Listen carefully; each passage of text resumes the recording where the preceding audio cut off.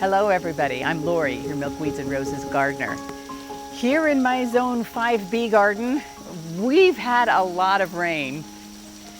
I can't complain though, not the extreme damage and the flooding and the horrible impacts that so much of the country is feeling right now. And our heart goes out to those guys, and it's just devastating to see the power of Mother Nature and what can happen. Here in my Iowa garden, I did have some water moving through and causing just very mild amount of destruction. I feel like I can't complain. It's caused some erosion in the lawn on the far end down in there. I had to just displaced mulch and some soil washing that happened. Actually, it came from the neighbors here up above us, and the way this is graded, this water goes downhill, and it moved a lot of his soil, frankly, into my garden. So I moved that back in place. You can see some of, here, let me show you. You can see some of the washing that has happened here. I suppose over time, and we've got rain forecast for the duration of the weekend, this will probably be a little less obvious, but there's, I've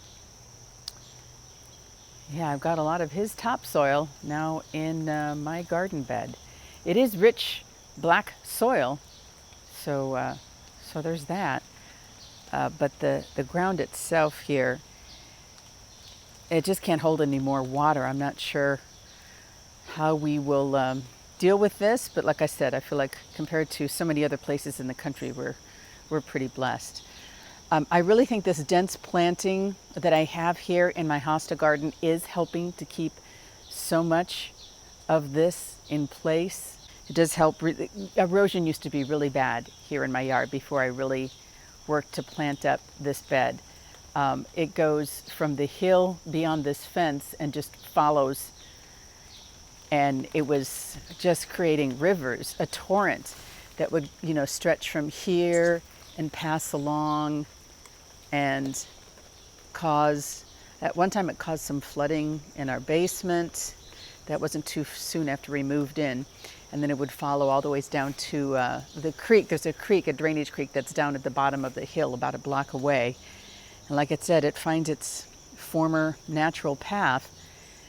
So we've worked on some drainage here with the neighbors, at least our next door neighbor. But yeah, nature just still is a powerful, scary thing.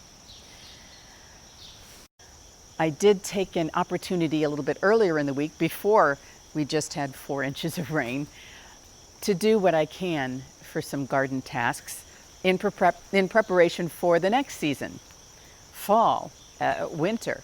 I had, as you remember, if you've been following for a while, unruly rose, climbing rose, with some long canes that were really at risk of breaking off. And they can flower better if they're a little bit better controlled. So I'll take you to that task now, and let's see how that went. That was at least not a rainy day, so I did get a lot done. Let's go. Yes, just a couple days ago, it was a day for sunbathing, if you're a dog. It was a good day for pollinators and for getting some jobs done in between the rainstorms here. So that's when I knew I had a limited window to tackle this unruly climbing rose. Actually, I've got 2 of them that are a little bit out of sorts here. And I've got Joe Pye Reed that is done blooming. Pollinators are done with it. So it's gone to seed. And, see how this whole thing has made this little trellis lean. So I need to get a hold of it. To start with, I had to cut down the Joe Pyeweed, and wow, look at the seeds here. No, that's not fairy dust. That's Joe Pyeweed seeds. So I've had it long enough now to know that it's okay to cut this down this time of year. I'm going to have plenty of these plants coming up. And plus the little Joe that is currently blooming down below is actually more controlled So unless you have space for this massive reseeding standard Joe Pye weed, I would stick with the little Joe Pye weed. That's just my advice. Anyway, yes. And then after I got the pie weed removed, I had to untangle this climbing rose from this trellis. Now, the trellis, it does good work, but honestly, you can't expect a lot for a $16 trellis. At least you can't expect it to hold up a robust climbing rose. It just really isn't built for that.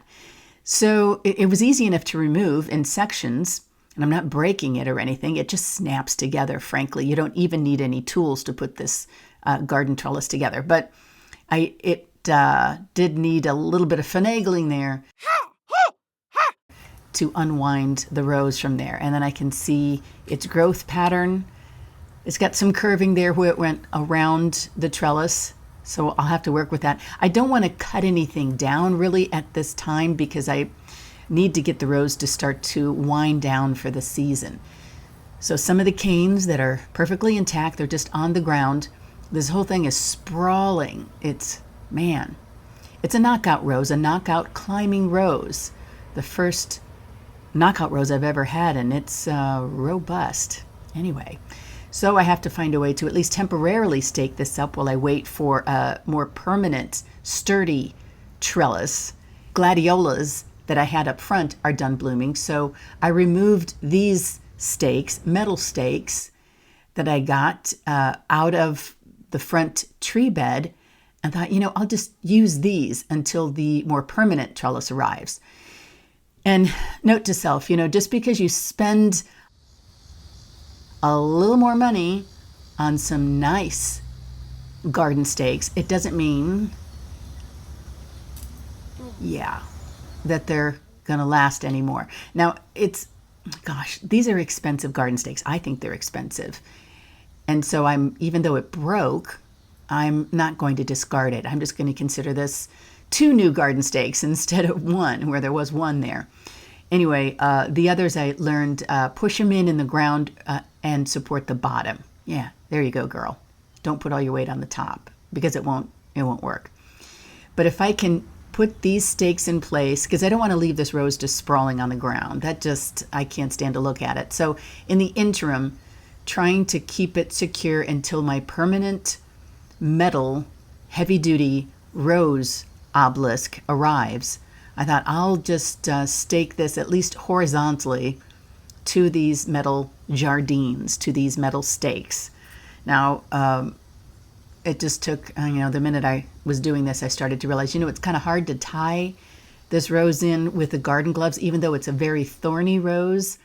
I kept the gloves on for as long as I could, and to try to finagle the tie bit with gloves on, with leather gloves on. There goes one glove, and pretty soon I'm going to toss the other one. There you go. I just can't get a hold of this thing to tie it. So I've tried different ties over the years. These are just stretchy fabric ties, and also I had some leftover galvanized rubber wire ties. The key is to just tie them in loosely until this permanent structure arrives. So I want them to go horizontally in some fashion until this permanent structure arrives. So that's what I'm doing. It'd also be nice if it didn't look so god-awful in the meantime. So just tying them horizontally, that protects them from the storms, from the wind, so that they're going to not thrash around and break off, because they can do that with some of these robust storms we've been having lately. Now, this is about the time where I spied the bird house, and I'm like, that's a nice bird house on a sturdy metal pole. How about in addition to getting these rose canes horizontal along the back, how about I utilize that bird house? Well, first I had to move a little bit closer to the wall.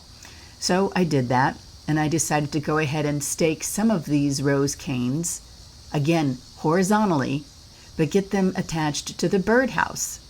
I'd like to have that be the case even after my permanent rose obelisk arrives. I'd like to see some blooms surround this birdhouse, maybe climb around it. I think that could be awesome if I can get this to work. So I'm just going to consider this a fall training session for my climbing rose. I'm going to try to attach it to this birdhouse. So we'll see how that goes. Anyway, that took a little bit of finagling, but again, and I think I only got like 3 rose sticks because I'm doing this without gloves. I find it's kind of hard to tie these with gloves on. So you got to make a choice. Are you going to just risk maybe a scratch from a rose, or are you going to be able to feel the rose as you're tying it? I did find a couple things to deadhead there while I was there. So I got that job done in the meantime too. So yeah, now secure the tall cane. I bet that cane is 15 feet high. Good heavens. So we're making the most of it here. Putting this all together, and this will be nice bright red blooms. And wouldn't that be pretty, especially with the lobelia blooming there in the fall? Yeah, I think that'd be neat. Then I'm taking a look, okay, that's the broken cane. All right, girl, let's just stick the broken end in the ground too. It's still going to work. Just consider it the short end of the cane. You've got now, it's going to be 4 instead of 3. The overall thing when it's done, now it's not permanently done, but I had to quit for the day because the rain came back. That's always the way it works, and that's okay. I also had some other things to get done. I just drained this, the day before, but then, like I said, a 4-inch rainfall. And this is originally what I grew my tomatoes in. The tomatoes are done. It was just a determinate cherry tomato, so I took those out, but I kept the alyssum in it. And yeah, don't want it to drown though. In the meantime, there are also some succulent containers and some cacti that don't like getting waterlogged. Even though they have good drainage, I thought, if I can protect them from the worst of this rain, I don't worry about this one because of the slope of this birdhouse roof that it's planted on. That's not a problem. The water runs off it. But some of these other cacti, I'm probably going to need to move those into a more protected area, at least protect it from the rain so it doesn't continue to get drenched. So to that end, a little bit of lifting needed. But sometimes you just have to do what you have to do. And under the shelter of my patio table is quite the collection of succulents and cacti and some houseplants. Some because this is a very old container, doesn't have a drainage hole, belonged to my late grandmother. So I keep that one safe. But some of the others, I will bring all of these inside eventually, but even keeping them propped up on little stoppers to improve drainage probably isn't enough during a 4-inch rainfall. So yeah, there's getting to be quite a collection here. But since nobody's eating outside these days during a storm, it's fair to fill up that table. And, wow, this one too. How many succulents do I have? Oh gosh, well, not to mention the, 7-year-old jade plant. That always comes inside. But it's been around long enough, I know that it's going to be okay in rainstorms. These others, yeah, is turning into quite a table full. Note to self, slow down on the succulents a little bit. Wow. And it looks like the rain is on its way back. Now this is just going to go on all weekend. So just trying to hunker down and make the most of the time indoors. So I do hope by the time you're watching this video that the weather is good in your green and growing corner of the world, and that you've hopefully escaped some of the flooding and the horrible impacts that some of these storms have had as they move across the country. Let me know how you're coping. I wish you all well. I look forward to seeing you, hopefully next week, with better weather. Take care.